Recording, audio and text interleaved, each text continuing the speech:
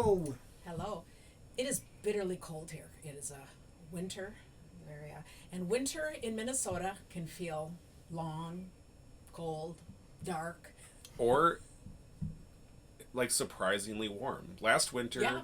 we really didn't even have a proper winter. It was in the So 40s true. a lot of winter. This winter, it's not a lot of snow, but it's been 40 degrees. Like last Monday, Tuesday was 40 degrees.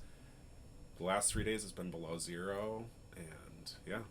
And last winter went south for like 7 weeks, and it was like for what reason? You know, Yeah, you 'Cause could it was have so stayed nice here. up We'd here. call and it'd be the same temperature. Yeah. Here and there.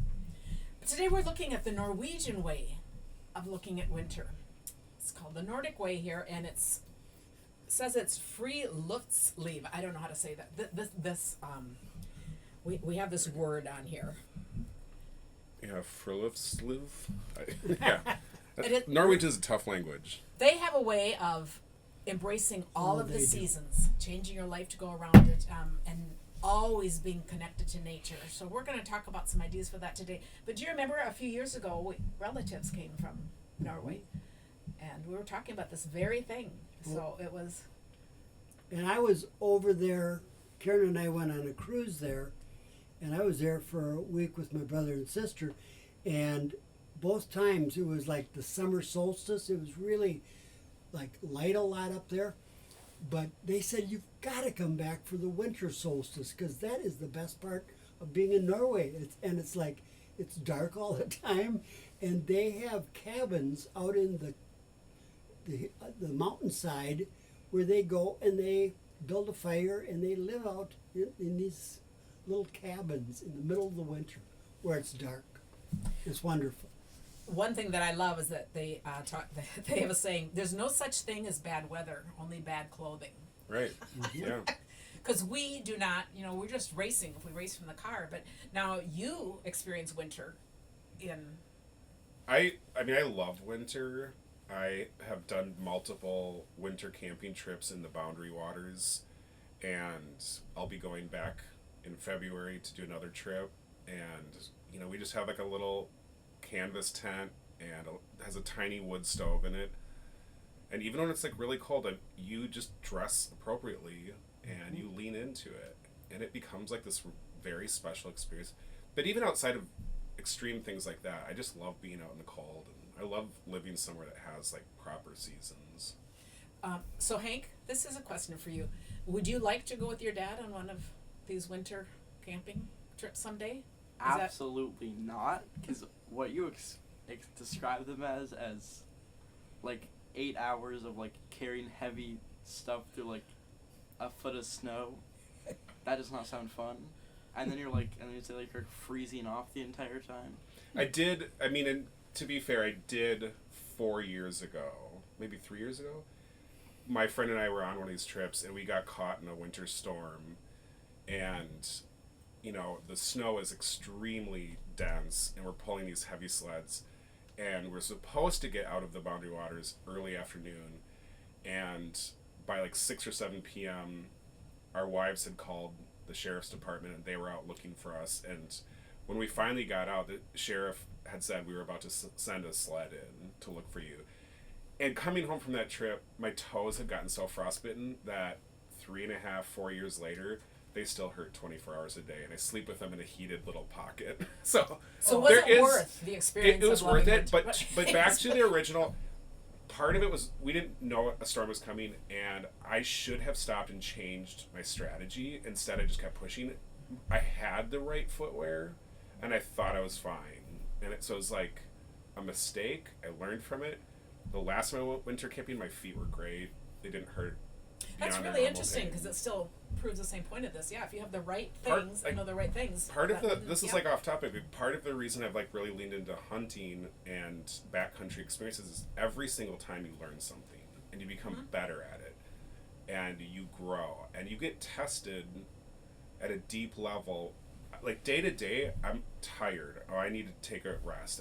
I can't do that. I'm too tired. Like when you're out there, you don't have a choice, and there's no option to like tap out, and so you have to like push on. And the growth I've had in myself by doing that has been enormous.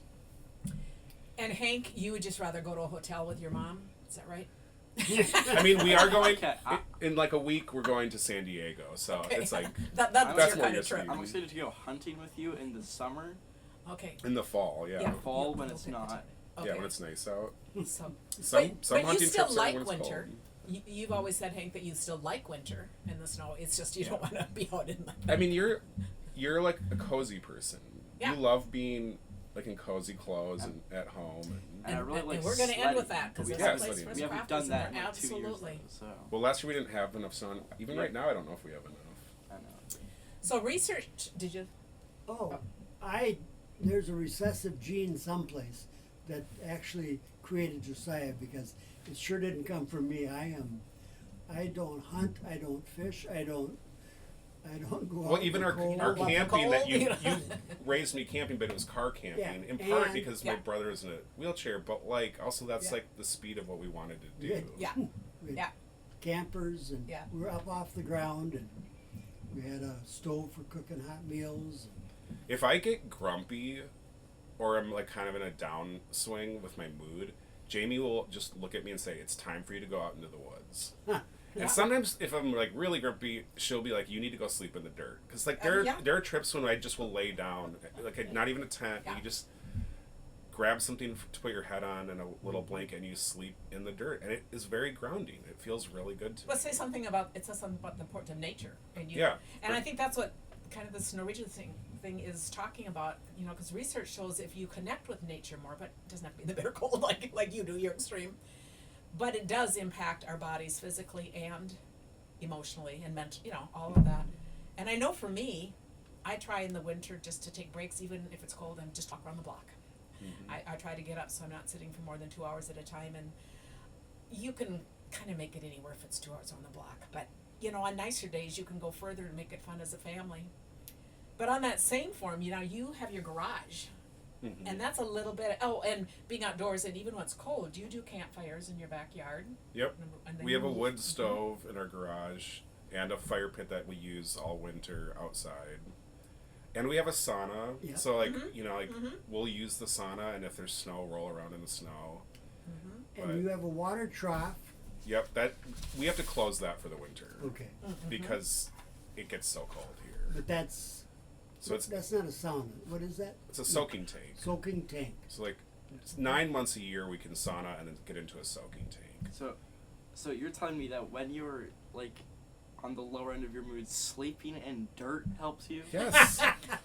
Yes. If my wife told me to sleep in dirt while we're camping, I'm leaving her there.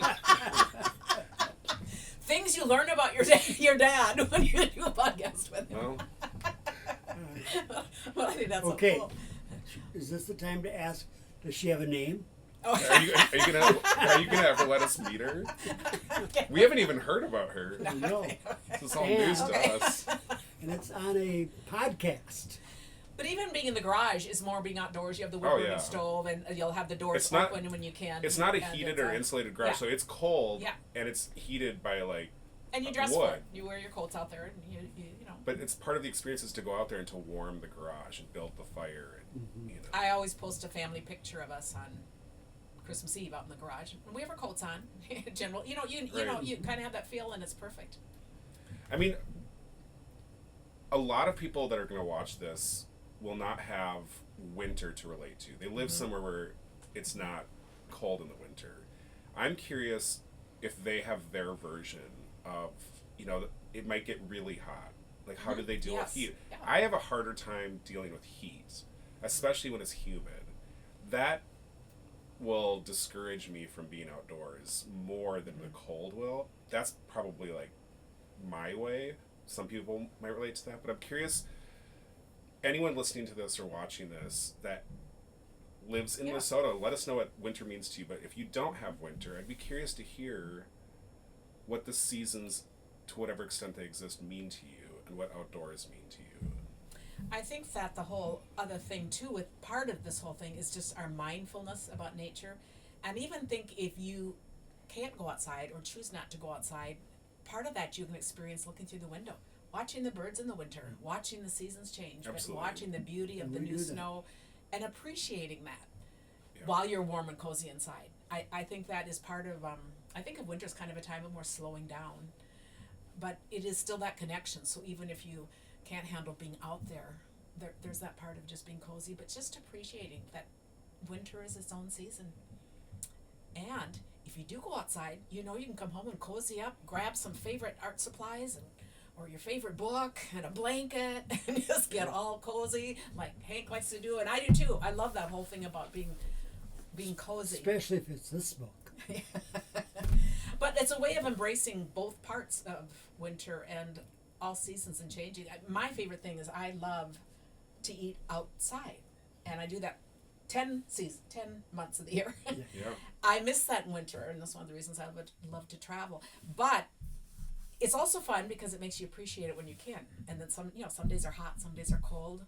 But that's how I like to be out. And then the days that I can't be out, there's also a pleasure in that, in knowing that you have it to look forward to. That rejuvenating. It's the cycle of the year.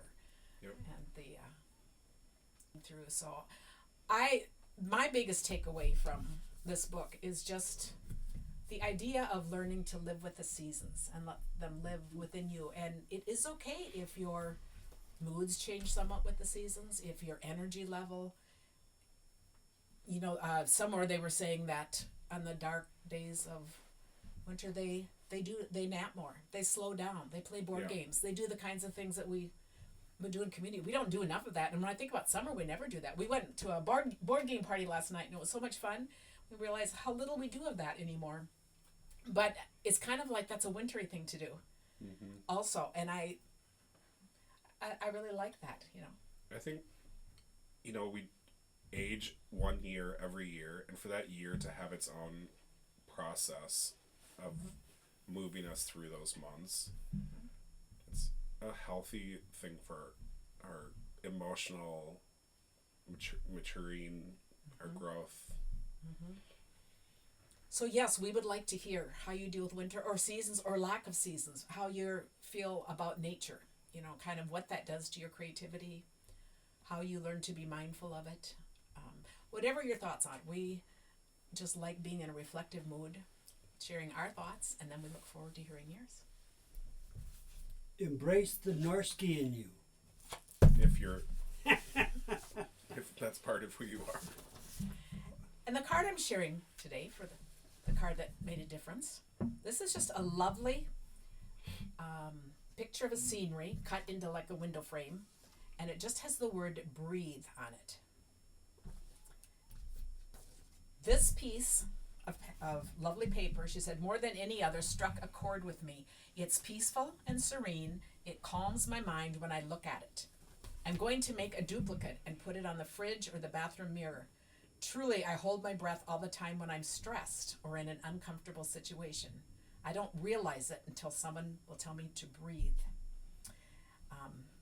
From Susan Higgins, and I just thought the idea of having something lovely and a word that has a significance to you is very calming and focused, kind of finding that word. So I love it. Yeah. nicely great. done. So we will all enjoy winter and breathe. And we're having winter this year.